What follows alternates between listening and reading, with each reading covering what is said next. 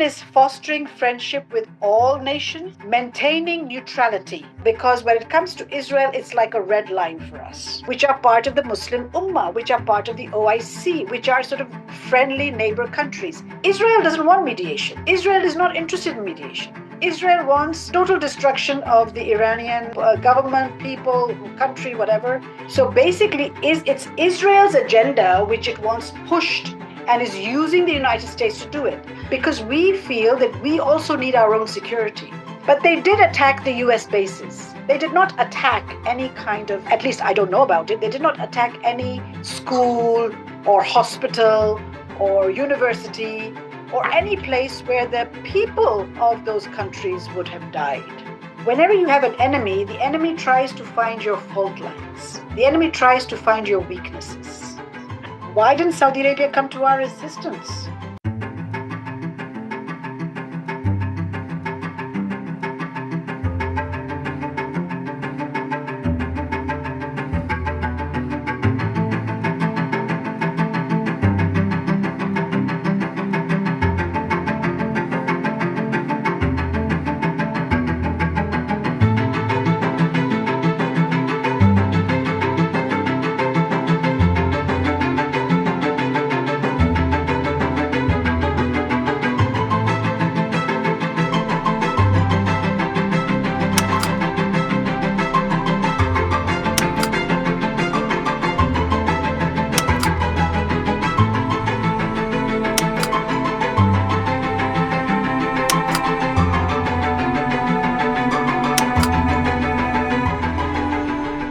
Hello everyone and welcome to our channel. This is Dr. Hamza Alkinani and welcome to a very interesting interview today with the former ambassador Rifat Masood. We are honored to welcome Ambassador Rifat Masood, a senior Pakistani diplomat. She has served as a Pakistani ambassador to Iran and Norway and held key positions at the UN and other interesting positions as well. She brings deep experience in diplomacy and regional affairs, especially regarding Iran. So thank you so much for being with me today, Ambassador Rifat Masood. Thank you very much for having me. Thank you. Of course, you are more than welcome, Ambassador Rifat Masood, in our show, always. Let's talk about Pakistani foreign policy and then we will go from there. Can you please briefly describe Pakistani's foreign policy? Is it neutral, practical, or balancing big countries like the USA, China, and regional countries like Saudi Arabia, Turkey, and Iran? Pakistan's foreign policy, it's a mixture of all that you have just stated. In fact, since our independence in 1947, our founding father, Muhammad Ali Jinnah, he outlined our foreign policy principles to us. And I will briefly just tell you what they are. Number one is fostering friendship with all nations, maintaining neutrality in all global power struggles, promoting peace through diplomacy, based on equality and international law. Number four, support for Muslim world and all liberation movements, especially Indonesia. At that time, it was Indonesia also in the 1940s and 50s, and Palestine, of course. Peaceful neighborhood and friendly relations with all neighbors, while protecting Pakistan's interests. And in this regard, he had India in mind because, we had got our independence in 47 after partitioning away from India. So basically, our foreign policy is based on friendliness and goodwill to all nations and peace within and peace without. Coming to your question, we, of course, being a country, it's a middle power. Pakistan has got a large population of more than 250 million people. But we have economic struggles. We've also had political struggles. And throughout our history, we've had various ups and downs, which means we are also quite dependent on international assistance and international aid. And Saudi Arabia is one of those countries which has always come to our rescue whenever we've had problems. So has China.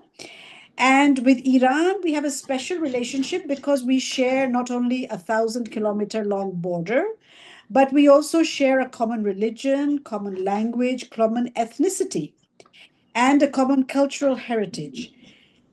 We also have a troublesome neighborhood. We have Afghanistan, which is a problem for us in the northwest, and of course with India, which is our historical enemy. Now, given all this, Pakistan has to, of course, balance its relations in many ways. As you say, it has to maintain a neutrality where it can. But when it comes to neighbors and when it comes to region, it's very difficult to be neutral.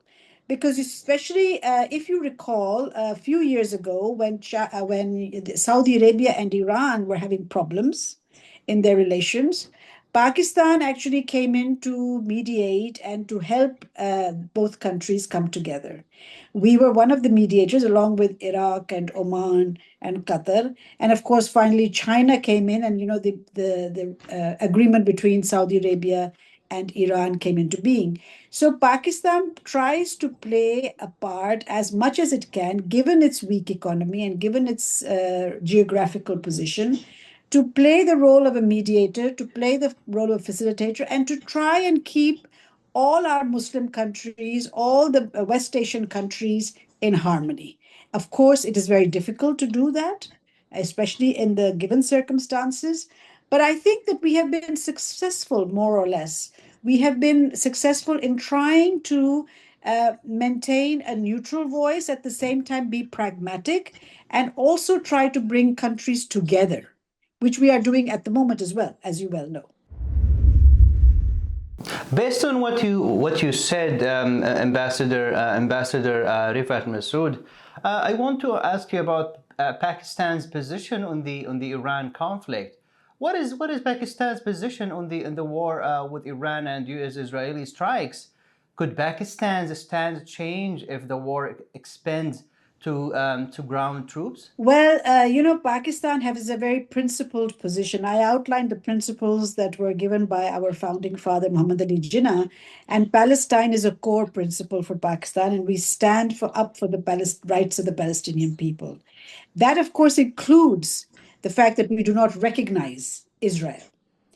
And in the current scenario, we see Israel as the aggressor, the initial aggressor, right? Alongside its very strong and important ally, the United States. And we feel that Israel, along with the United States, is creating problems in this region. Israel has an agenda, which we all agree upon, I think. The agenda is that of Greater Israel, of trying to subjugate as much of the Muslim world and West Asia as possible. It wants to turn West Asian countries into the situation of Lebanon, Syria, Palestine as it is now. And that's why it is using both military means, economic means, political means, all means in its hands to subjugate this. And, our founding father said that the rights of the Palestinians come first. We cannot recognize Israel. Israel is an aggressor. Israel we do not accept and we do not recognize as a country. Now, of course, that puts us in a difficult situation. Difficult situation on the one hand that we have many of our Muslim brothers and countries that have recognized Israel and are actually doing business with Israel, whereas we are not. Number two, it also gives us difficulties with countries like the United States and Europe, who are very, very close allies of Israel.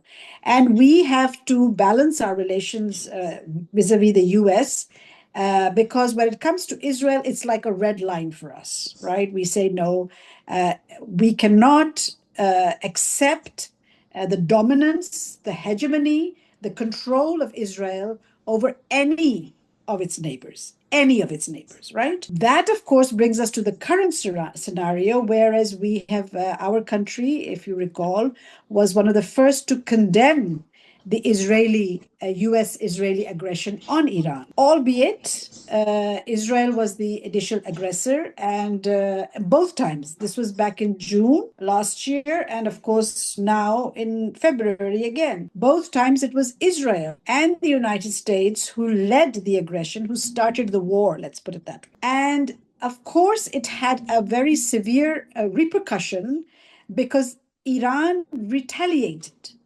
And Iran retaliated by attacking US bases in countries which are friendly to Pakistan. It attacked bases in countries which are part of the Muslim Ummah, which are part of the OIC, which are sort of friendly neighbor countries.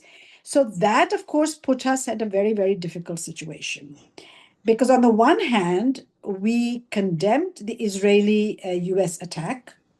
But on the other hand, we were also not happy that Iran was retaliating and breaching the sovereignty of its Muslim neighbors by attacking US bases in those countries. It's a tightrope. You know, when you are in a region like ours, you have to play a very, very delicate game, a very delicate balance.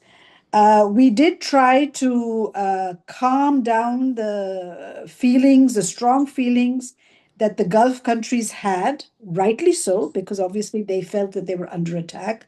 Although Iran had made it very clear that we are not attacking the countries or the people, we are attacking the US bases because that is where the missiles came from. That was the Iranian argument. So, as you well know, we have tried to cool the tempers, as it were. And I think to a large extent now, the Arab world at large, the Gulf countries in particular, and especially Saudi Arabia, because I think Saudi Arabia has a very, very prominent position and a prominent role in the Gulf countries, in the Arab world, for many reasons. It's a big country. Secondly, it's a very important member of the OIC and the Muslim Ummah. It also is a very strong, has a strong economy and provides a lot of energy and energy security to the region. So given all of that, Saudi Arabia has a very, very important role to play. So Pakistan was actually working with Saudi Arabia, I feel, in trying to bring down the temperatures, which were rising in the UAE, in Qatar, Bahrain, Oman, rightly so. I mean, obviously, nobody wants their country to be attacked. And one thing that I would like to point out here, Hamza, is that, Pakistan is also not safe from this. Because as I mentioned to you earlier, Pakistan has not got any kind of friendly relations or any relations with Israel. And Israel has many times mentioned that while it believes Palestine is theirs, Syria is theirs, Lebanon is theirs, but that the entire Arab world is theirs, Persia, Iran is theirs. Iran has to also come under the Israeli fold, but so does Pakistan. They see Pakistan as it were, the next target. At least that's how Pakistan views them.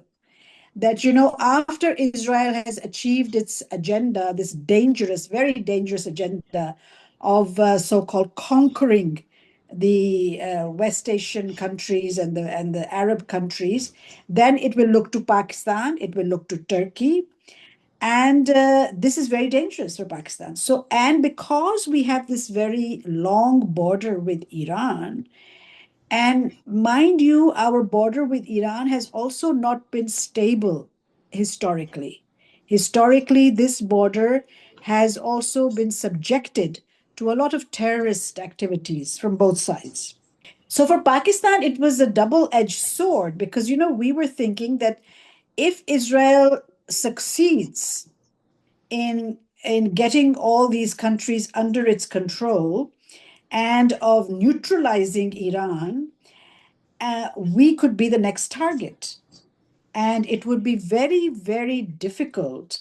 In fact, I think Pakistan would then have to draw the line between friend and foe if Israel was to become our neighbor, for instance. I mean, in some scenario in the future, if we had a situation in which Israel was close enough to us to endanger our own security, then we would have to draw a line. And then our relations with the United States would also come under stress. And our relations with all those countries that recognize and work with Israel would come under stress. So that is something which is very, very perturbed. It bothers us. It worries us, that we don't want to be in that situation. Because don't forget, Pakistan is a nuclear power. We have the nuclear arms. And we would not like to be, Iran does not. The Americans think that Iran does, but Iran is not a declared nuclear power. We are. And I think we are the ultimate target in some way of Israel.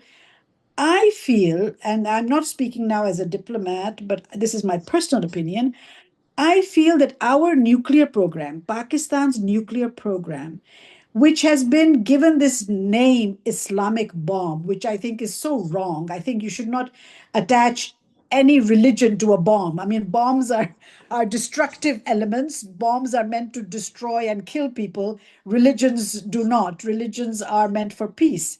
But because we have got this nuclear technology and we have the nuclear bomb, I think the Americans are not happy with that. They have never been happy with it. They have on many occasions spoken to us directly and indirectly on how we must not use our nuclear armaments against any country. And this was especially, if you recall, when we had the last short conflict with India in May last year. President Trump jumped in because he thought that these are two nuclear countries, and you never know, they might go nuclear and there might be a disaster. So the Americans are not happy with our nuclear technology and with our nuclear bomb, and Israel is also not happy with it. So you see, for Pakistan, it is not just a question of safety of West Asia, safety of Iran and the Gulf. It is our own security and our own safety, which can come under threat if Israel succeeds with this agenda. Yeah, since you mentioned the Israeli aggression, let us watch this clip and then return to our discussion. Question, and that would be, what is the biggest problem facing the next generation, and what should we do to solve it today? That's a big question.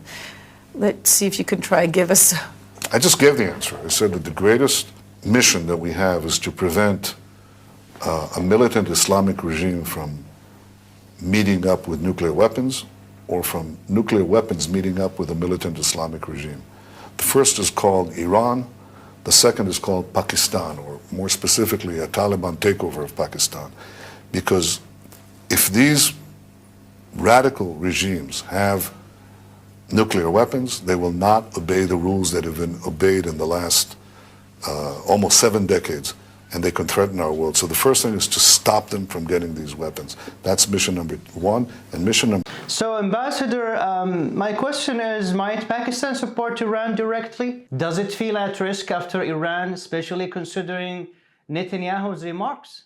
Absolutely. That is my whole point. And that is what I said earlier, that, we would be, we cannot allow Israel to be successful, full stop. We cannot allow Israel to continue with its agenda of a greater Israel, its imperialist agenda of controlling the region. Because in that entire region, we also come in, Pakistan. Although we are not part of the Arab world, but we are part of the Muslim Ummah. And if you heard closely, if you listened closely to Netanyahu was saying, militant Islamic regime. They have this concept. I'm sorry, but I have a problem with this terminology, militant Islamic. What is militant Islamic? This is something which is very, very, I would say, a racist way of describing Islamic and Muslim countries. The minute you say you are a Muslim, the minute you say you start Bismillahir Rahmanir Rahim, or the minute you say Allahu Akbar, immediately people think, oh my God, this is an extremist. They're going to blow up the bomb. This image of Islam and our Muslim countries is very, very dangerous. And the result is in front of you. They don't want any Muslim country. And for me, this particular conflict is basically not the dog wagging its tail, but that the tail is wagging the dog. And the tail in this case is Israel, and the dog is United States. So basically, it's Israel's agenda which it wants pushed and is using the United States to do it. Now, I feel that the United States may not have the same agenda, although the United States is not happy with our nuclear program. It is not. It is not comfortable. It is comfortable, as you said, with India. It is not happy with China, but with China, they can't do much. Even with Russia, they can't do much. But when it comes to India and Pakistan, because of the fact that we are a Muslim country, and you see, these are certain terms which are disturbing to these people, that because we are a Muslim country, they feel that we may become irresponsible, we may become extremist, whereas we have extremists everywhere. We have extremists in India, we have extremists in the United States, we have extremists in Israel, who the entire government is extremist with their policies. But they're okay with that. It's only when the extremist tag is given to Muslims that they say, oh, well, they cannot have a nuclear bomb because they would be very irresponsible. Why would we be irresponsible? Why do they think that Pakistan or any other Muslim country that has the nuclear technology would be irresponsible? This is a very racist and a very, I would say, derogatory way of looking at Muslim countries. While at the one hand, they say, oh, we are great friends and, we are allies and whatever. But on the other hand, when it comes to the real issues, they are not happy. So I feel that, for Pakistan, we have to be very careful. And I'm sure the Pakistani government, although I'm not part of the government anymore, but I'm sure that they're thinking that, well, what if our nuclear program is the next target? Then Pakistan will be sucked into a war which it does not want. And then where would we stand with the United States? Then where would our Arab allies stand? Then where would our other Muslim allies stand? This will be a big question mark for us. So therefore, I think, as you know, we have very, very close relations with China, because we believe, and with Russia. With Russia, we have recently developed very, very close relations, because we feel that we also need our own security. And we feel that with the presence of China and Russia in our region, we will probably be able to not fight, because I don't like using the word fight and wars and this, but we will be able to put up a united front against these aggressors who want to neutralize our countries and our nuclear technology. Yeah, Ambassador Rifat Masood, you mentioned the U.S. Military bases in the Gulf region. Some Gulf states blame Iran for attacks while Iran targets U.S. bases. Is Iran defending its national security? Is Iran defending its border legitimately, similar to how other countries have done? Saudi Arabia with Yemen, Russia with Ukraine, United States under the Monroe Doctrine in Cuba, Venezuela, and other countries, even Israeli with Lebanon. Yeah, so I'm happy you asked me this question, because I usually think about this. I say, Iran and I know from the history that Iran and Saudi Arabia and Gulf countries have had a bit of a difficult history, let's put it that way. But we were coming out of that. We were coming out of that. I think that there was a lot of progress made. And especially with the present governments that are there in Saudi Arabia and in Iran also, with the new, after the President Pezeshkian came into power in the last elections, I think there was a lot of movement forward. And I think with China played an important role, we played an important role. Because, the idea is that economic development should be our priority in this region, because it is for our own people. Now, I always ask this question, when anybody asks me this question, I'll ask a counter question, that say the shoe was on the other foot. In other words, if it was the other way around, right? If attacks had come in from to the Gulf countries from another country, not necessarily Iran, but any other country, wouldn't they have the right to defend themselves? I'm not criticizing the Gulf countries. I have great friends. I mean, I have lived in Kuwait for most part of my life, so I have a lot of friends, and not only a common faith, but a common culture that I have with my Arab friends, and especially my Gulf countries, because I see a lot of similarity with us, and we are allies, and we are not only allies, we are brothers and sisters. But suppose it was the other way around. If Iran had not violated the Arab space, like it happened in Qatar, like when the Qatari attack took place, didn't Qatar have the right to counterattack? Now, where would they attack? They would only attack, obviously, Iran, despite all its technology, its ballistic missiles and everything.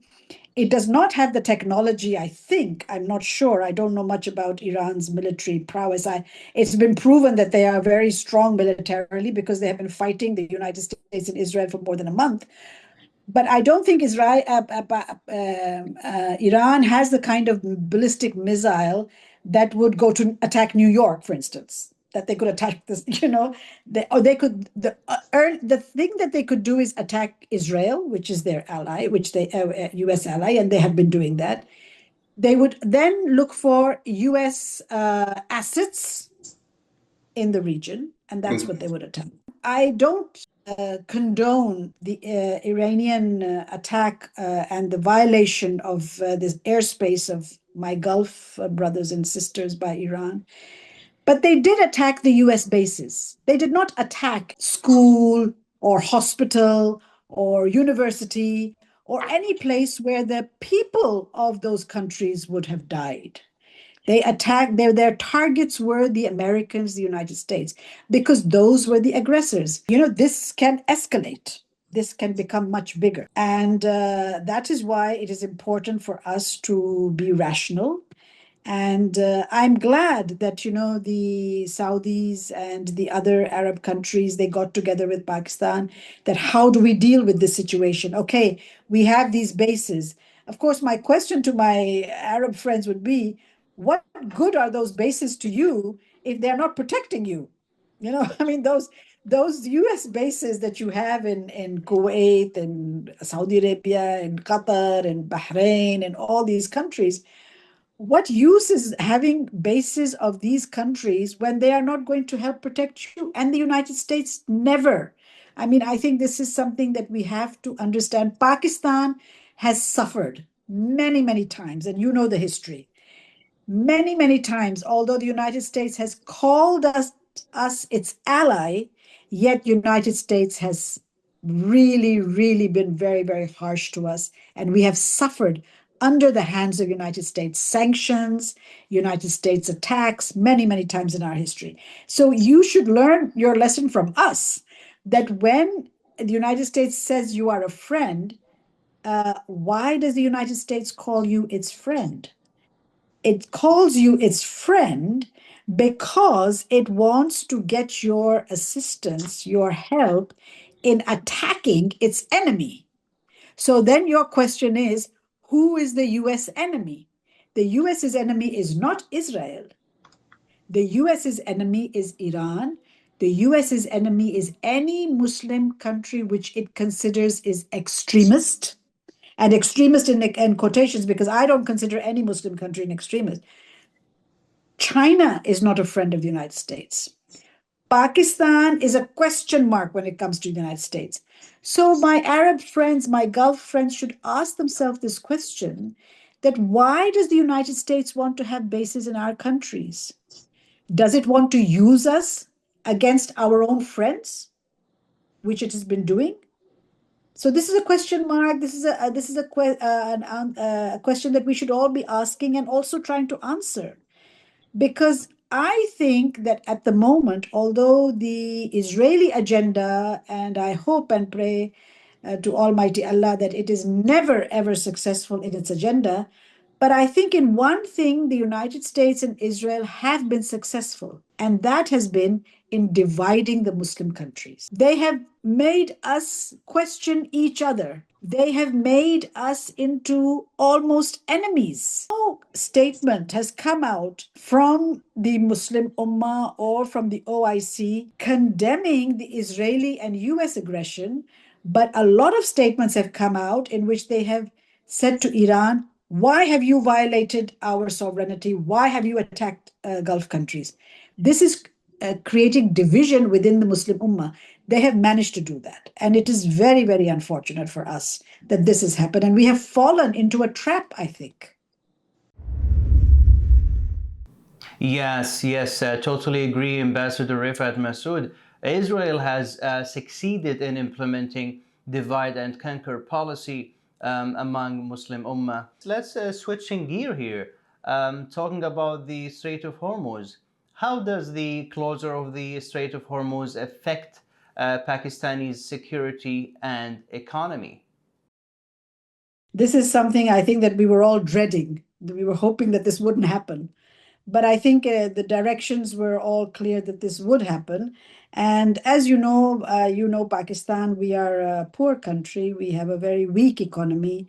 Our economy is dependent on oil and gas and energy and all kinds of assistance from not only our Gulf neighbors, but from around the world. The closing of the Strait of Hormuz has impacted very, very harshly and very negatively on the common person in Pakistan. Gas prices have gone up astronomically. Petrol prices have gone up astronomically. When petrol prices and gas prices go up, so everything else goes up. We are an agricultural country, so the cost of fertilizers has gone up. The cost of all kinds, even medicines, the cost of medicines have gone up.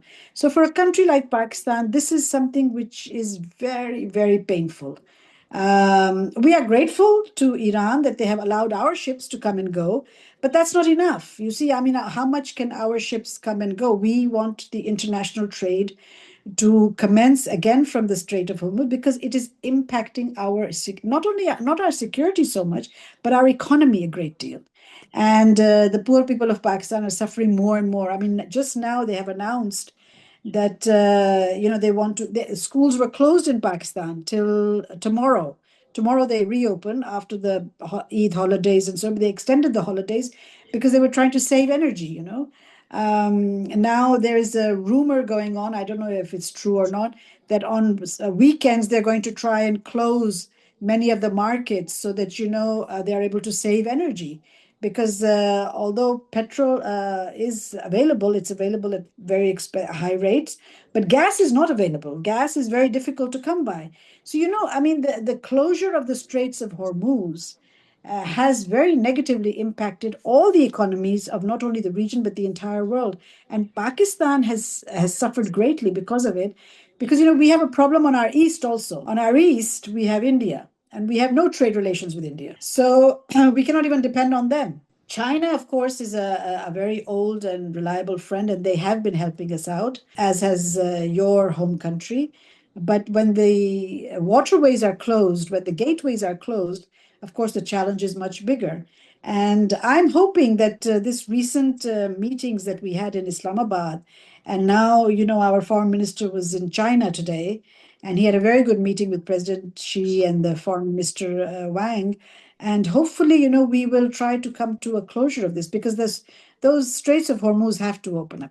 Secondly, it's not only economic, but also security-wise. You see, if the Americans are now thinking of putting their troops on these islands, which are in those straits, then, of course, not only are ground troops, American ground troops, going to threaten Iran, but they are too close to Pakistan also, and we do not want. I have read somewhere that the Israelis, one thing you have to be clear about. While as America is talking about mediation, and they have asked us and Turkey and Egypt and Saudi Arabia, and we are all getting together and trying to mediate, Israel doesn't want mediation. Israel is not interested in mediation. Israel wants total destruction of the Iranian people, government, people, country, whatever, and then, target us. So we could have some security problems on our border. For example, in Balochistan, there is no, our forces are alert because India and Israel are very, very close. They have a nexus. They have a very common agenda, destabilization of this region, and then hegemony. So any kind of false flag operation can take place in Balochistan via Israel through India, that could suck us into the war. So, the Straits of Hormuz, if you have American troops there, you have Israeli equipment there, it's going to be a danger for us as well. Yeah, Ambassador Rifat Masood, here is a very important question. Are Pakistan and other West Asian countries under U.S. pressure when aligning with Russia and China, while India seems to have more freedom in choosing its alliances? Let me go back a little bit. I hear your question, and that leads us to many other questions. I would like to go back to the Abraham Accords of 2020. That was the beginning, I think, of the end of what we know now. That was a big watershed in our region. You see, that was the first step that Israel took very successfully in creating the divisions that we were talking about earlier. And we had some very close Gulf friends, brothers, allies who became part of the Abraham Accords, and so did India. And the Indian-Israeli nexus goes back many, many decades, because I was in India from 2006 to 2011, and I remember attending some conferences, some meetings in New Delhi, in which Israelis were also present. And I actually heard Israeli diplomats, Israeli participants in conferences advising India to use the same tactics that Israel was using against the Palestinians, to use them in Kashmir. And they were providing not only defense equipment and armaments to India to fight in Kashmir, but also providing the same kind of surveillance, the drones, the wiring, the electric wiring along around the border, like they were doing in Gaza and like they were doing in Palestine. So you see, the Indian-Israeli nexus is a very, very old one and established one. And it fits into the greater Israeli and US agenda of hegemony and control of this region. Because don't forget, no matter how much of an ally the United States calls you or me, when it comes to choices, we are not their number one choice. Their number one choice will remain Israel and India. In this region I'm talking about. Of course, around the world, it's many others. For two reasons. One, because we are Muslims, and I'm sorry, let me frankly put it, they have an anti-Muslim mentality. I mean, they have a block when it comes to Muslims. They think that all Muslims are potential terrorists. This is a mental block that they have. So that's number one. Number two is Russia and China. Because Russia and China is also in this region, and because of our close relations of many of our, Pakistan especially, also Iran, also Saudi Arabia, also many Muslim countries, the close relations that we have with China is disturbing to the United States. They cannot accept it. But because India has difficult relations with China, so India is acceptable. So this is a big power game that's being played out. Now, when it comes to, I would like to also draw your attention to what I feel are two different viewpoints. That's why I said Israeli and US viewpoints may not converge in this region entirely. The United States at the moment, and especially under President Trump, but also in past presidents also, does not like the fact that Chinese influence in this region is growing. China has access to Iranian oil because China is one of the largest importers of Iranian oil in this region, followed by Russia. So why should Iranian oil, why should Iranian gas, why should Iranian energy be going to China when it should very well come to the United States, or at least the United States should have a control over it of some kind? But not only oil, my dear, not only gas, it is also the earth minerals, the rare minerals, rare earth minerals. And that is why we have had the agenda of the United States is to keep this region under turmoil, to keep the volatility on, so that they can justify their presence either through bases in Gulf or military presence in Afghanistan, or now as they are envisaging military presence in Iran, because they want to control all the natural resources.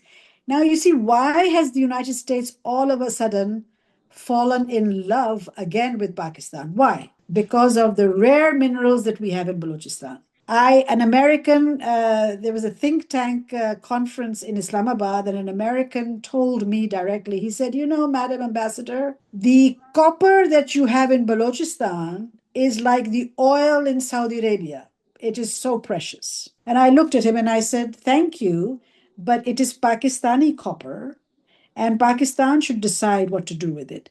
But of course, you know, you understand our pressures, our problems, because, you know, we are a country which is dependent on the United States for a lot of its economic assistance. I don't know what our government is thinking, but I hope that we are not going to be, you know, allowing them to be using our minerals. But that is why they were in Afghanistan.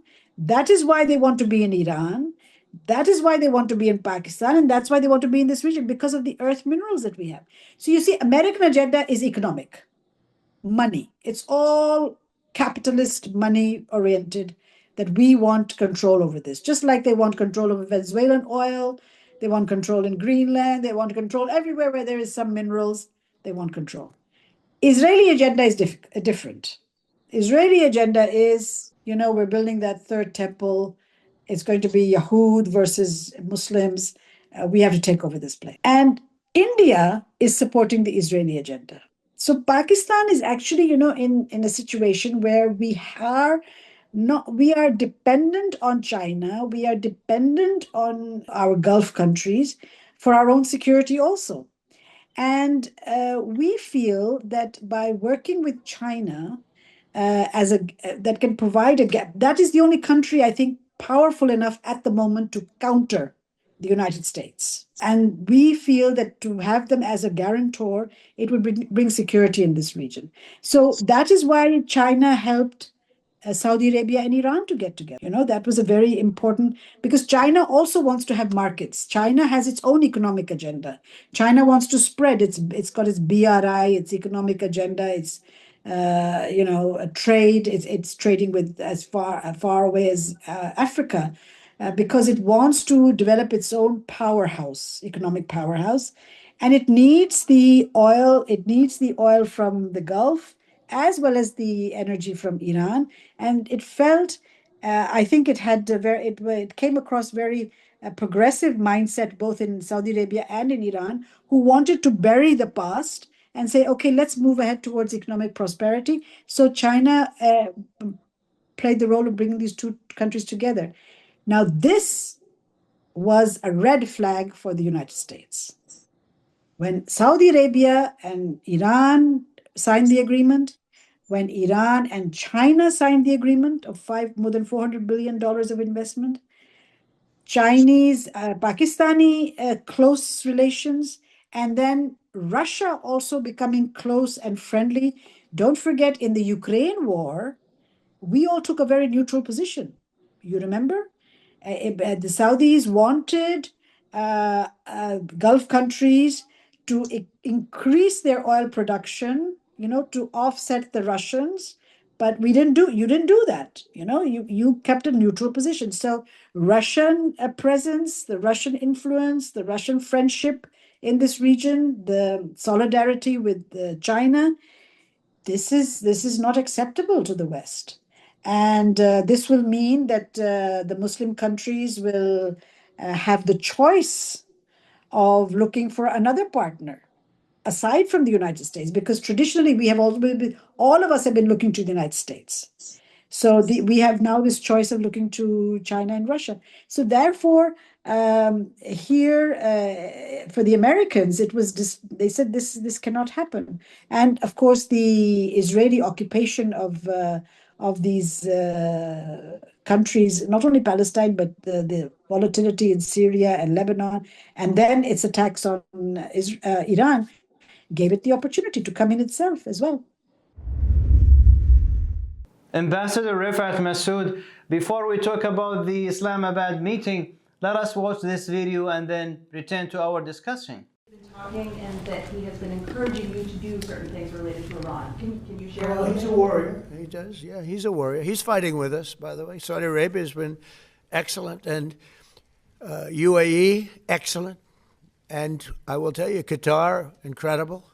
Saudi Arabia fighting with us. How do you see the meetings between Turkey, Egypt, Saudi Arabia, and Pakistan to stop the war, while some countries like Saudi Arabia seem to support continuing the war, and Turkey mainly issues media statements? At the same time, Turkey and Israel have a very strong relationship. Can these meetings succeed? How can a country be part of the problem while at the same time being expected to be part of the solution?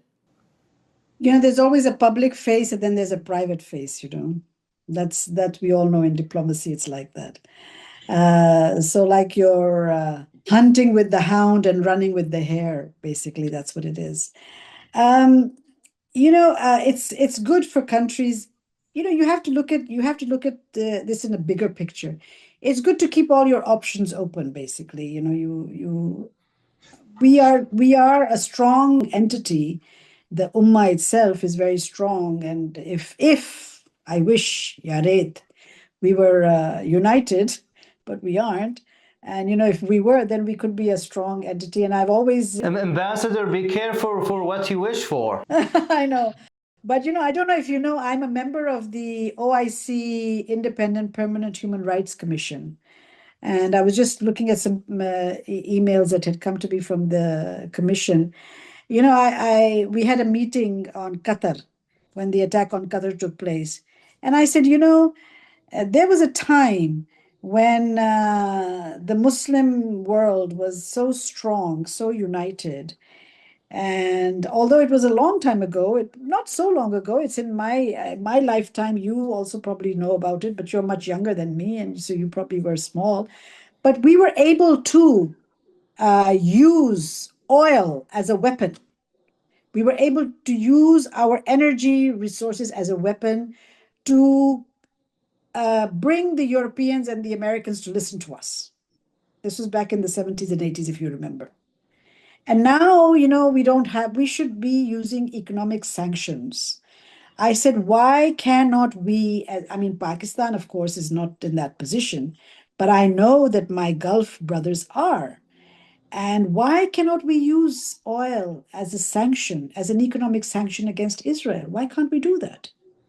That would hurt the Israelis, but we don't do it because, we are also, as I said, running with the hare and hunting with the hound. We're trying to please both, and when you try to please both, you please neither. Nobody is happy with you, and that is why when it comes to these mediation efforts, we have to be careful. We have to be very careful. Yes, we have lots of weaknesses. But we also have lots of strengths, and we must rely on our strengths. And our strengths are our people. And the fact that we are amongst the West Asian countries, we have some of the richest countries of the world also. And we should not be falling into a trap My first reaction when I found out, when I read in the newspapers that there was this mediation effort going on, my first reaction was, I hope it's not at the behest of the United States. And why I'm saying this is because we all know, whether we like it or we don't like it, or whichever side of the fence we are on, the United States is caught in a quagmire right now. They are stuck. I think they did not want to start this war. I think Israel pushed them to start this war. Now that they have started the war, they are stuck because they never realized. I mean, the way President Trump was talking as if it was in and out. And earlier, I think you mentioned regime change. I don't even think it was regime change. Mr. Trump is a businessman. He wants to work with anybody who is willing to do business with him. So it wasn't a regime change so much. If that regime, even the present regime, even now the Ayatollah who is present in Iran and the regime, if they say that, okay, we can talk to the United States, and they were talking, don't forget they were talking, they were negotiating, and they were almost near, the foreign minister of Oman is on record saying that they were almost near an agreement. Because, if they say that, okay, we can, if you allow us, if you remove our sanctions, if Iran says you remove our sanctions and allow us to trade, we can trade with the United States as well. And United States would be happy with that, as long as they're getting the money, as long as they're getting the oil, as long as they're getting access to the minerals, as long as they're getting access to the energy, they're happy. But that's not what Israel wants. Israel, as I said, has a different agenda. So you see, we have to be careful that when we are doing this mediation, we have to try and be as neutral as possible. You see what I mean? I mean to say that we are not speaking on behalf of the United States, and we are also not speaking on behalf of Iran. When you are a neutral mediator, it means you have good relations with both parties, but you are not taking sides. You get my point? And I don't know how successful we would be in that. Because we have, as I said, good relations with the United States, but we also have problems with the United States. On the other hand, Turkey is a NATO country, right? Saudi Arabia has very close ties with the United States. US bases are there in Saudi Arabia, so what more, and the present government in Saudi Arabia is very close to the United States, President Trump and the U.S. administration. We, on the other hand, are close to Iran. Yes, of course, very close to Iran. It's our neighbor, but we're also very close to China. And that is why I think when our foreign minister, deputy prime minister, just went to China, it was important to bring China onto the table, because I think Chinese presence will help this balance. We, I think, are stuck also because we don't want to make a choice. We don't want to make a choice between the United States and Iran. I don't think Saudi Arabia wants to make that choice either. I don't think Turkey wants to make that choice. Egypt certainly doesn't.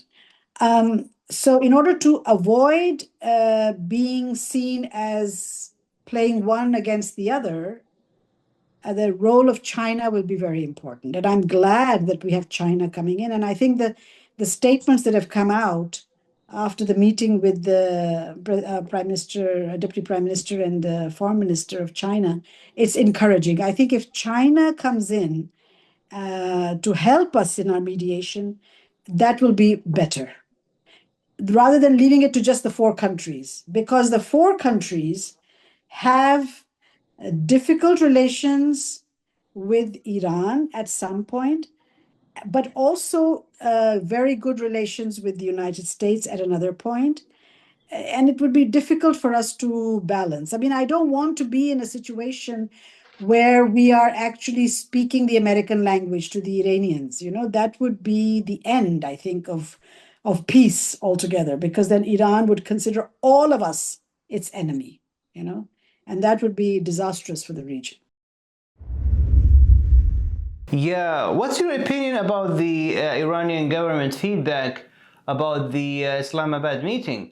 They are not happy. As I said in the beginning, there's a public face and there's a private face. Yeah, so while I said that the United States is stuck in this war, well, Iran also doesn't want this war. You know, Iran, although it is fighting, and I must say, I salute to the brave people of Iran for, I mean, they're fighting with a superpower. Let's be honest. I mean, I don't think that any of us could fight with the United States and Israel in the way that they are fighting. I don't think we would be able to do that. So hats off and salute to the shaheeds of Iran. But Iran is also stuck. You know, Iran does not want this war to continue. It says it will continue. That is what it has to say, and that is what it believes also, that it cannot be seen as being defeated. But if there is any effort from any side to try and diffuse the tensions, don't forget, Iran has always talked about negotiations. Always. And they have always, they have never backed out of negotiations. It is always the Americans and the Israelis who pull out of negotiations. They have never pulled out because they also understand their own limitations. I mean, don't forget, Iran is a sanctioned country. For more than 47 years, they have been undergoing sanctions.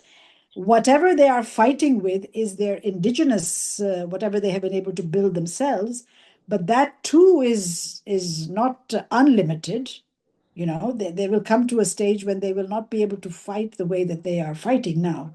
So Iran also wants an exit.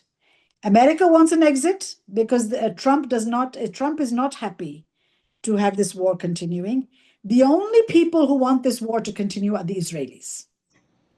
Otherwise, the US is not happy. Iran is also not happy because Iran people are dying, and you know when this war ends finally, it will be a huge economic impact on all of us, but on Iran especially.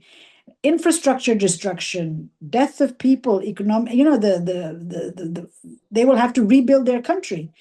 So, and the United States has to save face. You know, they have been, they have been shown that they're not as powerful as they think they are.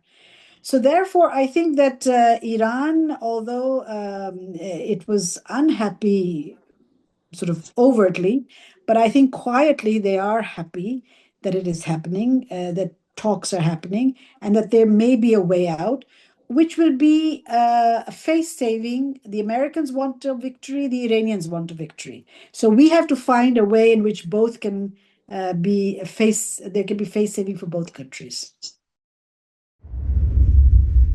Yeah, Ambassador Rifat Masood, let us talk about the Pakistan neighborhood relations, Pakistan-Afghanistan's relations. Why have Pakistan-Afghanistan relations become tense recently? And how does this affect Pakistan's regional policy? Why now? You know, my dear brother, this is not in isolation. I don't see this in isolation. I mean, let's roll back time and go back 1 year, last year and the year before. And it's not that I have a conspiracy theory or I believe in conspiracies, but you know, whenever you have an enemy, and history teaches us this when we read about history, whenever you have an enemy, the enemy tries to find your fault lines. The enemy tries to find your weaknesses. And when it finds your weakness, it tries to make things difficult for you politically, economically, and then militarily. Now, Afghanistan and Pakistan's relations have never really been very good. You know, we've never had, I think the only time that Pakistan and Afghanistan were good friends was in the time of Zahir Shah, which was decades ago, you know, when I was still very young, and you probably weren't even born at that time. But that was the only time when Afghanistan and Pakistan were good friends. We had the Russian invasion in 1979, and then we had the Taliban and, you know, all the recent history.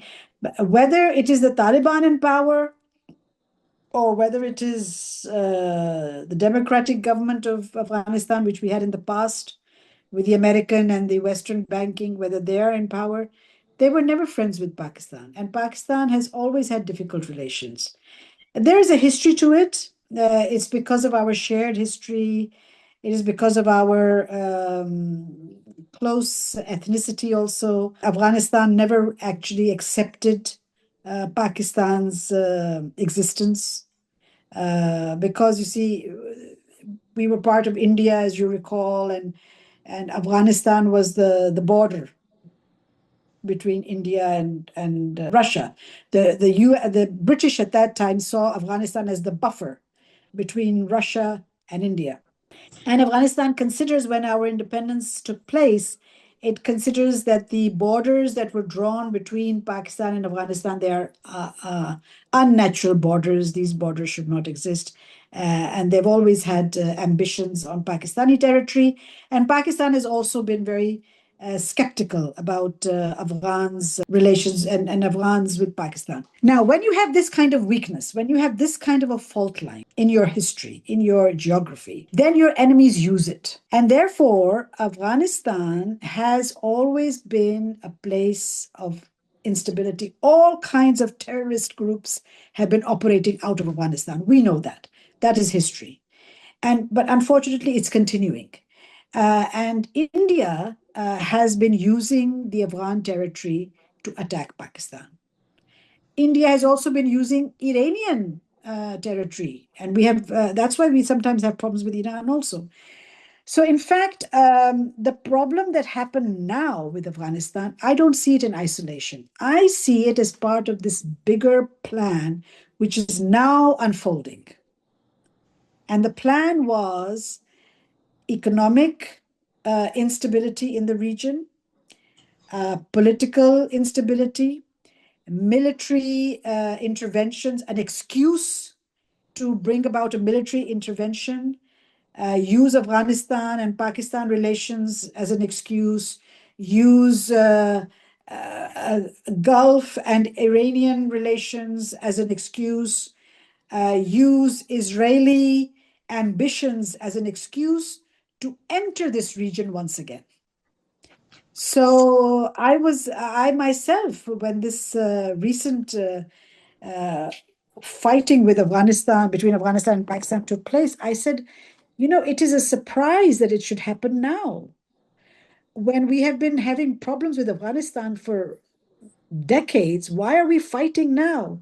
And then, of course, when this whole business with Israel and Iran happened, it was very clear. Don't forget, President Modi met Prime Minister Netanyahu just before the Iranian attack. So, you know, I mean, these are all pieces of chess. You know, you're on a chessboard and you have these pieces that fall into place. And Afghanistan was a fault line, a weakness between Pakistan that has been used, I think. And we have fallen again, I feel, into that trap of the Western trap of getting us involved in Afghanistan once again. And I'm afraid that our relations right now with Afghanistan are at its worst. We have very, very bad relations at the moment. But because of this major war, I think our attention is a bit diverted. However, I think that it will come to haunt us. I think it will be a very difficult situation for us to recover from this kind of relationship. Because now everybody thought that we were supporters of the Taliban. I think it's been proven that Taliban support nobody. Taliban have their own viewpoint, they have their own ideology, and they're not friends with the Pakistan or any other country. So Afghanistan and Pakistan will continue to have a difficult relation, I think, in the foreseeable future at least. Ambassador Rifat Masood, let us talk about the defense agreement, the historical defense agreement between Saudi Arabia and Pakistan. I know it was not the first agreement between them. There are a lot of agreements between Pakistan and Saudi Arabia. But can you explain to us the recent defense agreement with Saudi Arabia? Are media reports about a possible nuclear umbrella realistic? Some people say Pakistani-Saudi relations are like a security businesses, and note Pakistan's closer ties with India. Does this concern Pakistan, and why not balance similarly between Iran and Saudi Arabia? This is not the first time that Saudi Arabia and Pakistan have entered into a defense agreement. We have had defense agreements in the past also. And under those agreements, we have a lot of our troops already stationed in Saudi Arabia. And of course, their primary job is, of course, to protect the holy places in Saudi Arabia, but they are there. And they are training, and not only in Saudi Arabia, but we have a lot of our troops, our military, in many Gulf countries, and they are training the Gulf countries in military warfare. Our army personnel, our air force, our navy personnel are stationed in not only Saudi Arabia, but also the United Arab Emirates, Kuwait, Qatar, Bahrain, they're all there. So this is all part of various agreements. Now, whenever it comes to an agreement, you're a scholar, you're a professor, and I'm a diplomat. I'm not so educated as you are. But, agreements, you have to read between the lines, You have to read between what does this agreement actually mean? You have agreements, then you have pacts, then you have treaties. These are all different. They have different connotations. So this agreement between Saudi Arabia and Pakistan, of course, there was a lot of media hype. You're right. There was a lot of media hype, even in Pakistan, about how great this was, and all of a sudden, we are, and they were missing the wood for the trees. They were missing the fact that what does the agreement actually say, and what does it actually mean? For instance, when Afghanistan attacked Pakistan, because when our war with Afghanistan started, prior to the US and Israeli aggression on Iran, there was a war going on between Pakistan and Afghanistan. You mentioned that in your earlier question about our. So when Afghanistan was the first to attack our bases in Pakistan, the northern part of Pakistan, and because this particular line of this agreement, that an attack on one country would be considered an attack on the same country, this particular sentence was quoted. Why didn't Saudi Arabia come to our assistance? Many people in Pakistan ask. That Afghanistan attacked Pakistan and we were fighting Afghanistan. If we have this agreement with Saudi Arabia, why didn't Saudi Arabia come to our assistance? Well, Saudi Arabia was not meant to come to your assistance, because that's not part of the agreement. You see, the agreement says something very, very specific. So I think that this agreement is important, like all agreements are, but it has certain clauses and certain restrictions. For instance, in a situation where, say, God forbid, there was to be an attack by Iran on Saudi soil, I don't mean the US bases, I mean on Saudi Arabians. Then what kind of position would Pakistan be in? Would it come to Saudi Arabia's rescue, or would it be with Iran, or what? So you see, these agreements, when they are signed, they look at an external aggressor, not a regional aggressor. You see what I mean? That is why Saudi Arabia did not help us when it came to Afghanistan. Because if we had been attacked, say, by Israel or by US, maybe then, we could have looked at Saudi Arabia. And there, Saudi Arabia may not have helped us militarily, but it would help us in energy security and so forth, and vice versa. If Israel was to attack Saudi Arabia, then of course we would go in to help Saudi Arabia. You see what I mean? There are certain nuances, there are certain clauses. And now this agreement also has Turkey in it. Turkey wants to join the agreement. So I think we should look at this agreement as a broader regional agreement. Although initially it is bilateral between Pakistan and Saudi Arabia, but if other countries join it, say Turkey or any other country, And then it'll become, and it will be an agreement which will help, we will help each other in case an extra regional power or an external aggressor comes to us. And only then if we ask for help. You know, you have to ask for assistance also before it can come in. So, as I said, the agreement is very important because it means that it brings us together. But I think we should not be creating too much hype over it because it can also be interpreted in different ways, you know. When Afghanistan attacked Pakistan, Saudi Arabia did not come to our assistance. We didn't ask for assistance, but it also did not come. Similarly, if Saudi Arabia were to be attacked by a neighbor, I don't know, unless it's Israel, then we would come to the assistance. But I don't know if any other Arab country, if any Arab country, say, was to have ambitions. At the moment, I think Saudi-UAE relations are also not going very well. So, you know, we would not want to take sides in that. I think an agreement is different to a treaty because a treaty is more binding that way. You know that, like the NATO is, you know, because NATO, we try to create our own NATO. I don't know if we can. It's a bit ambitious, but it's not a treaty. It's an agreement, and it's an agreement meaning that both countries have to agree that, okay, let's do this. Ambassador Rifat Masood, last word for our meeting today.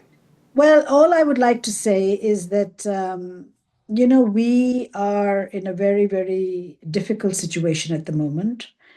I think that whatever happens in the next few months in our region will have long-lasting, maybe effects that will be forever because the geography could change in our region.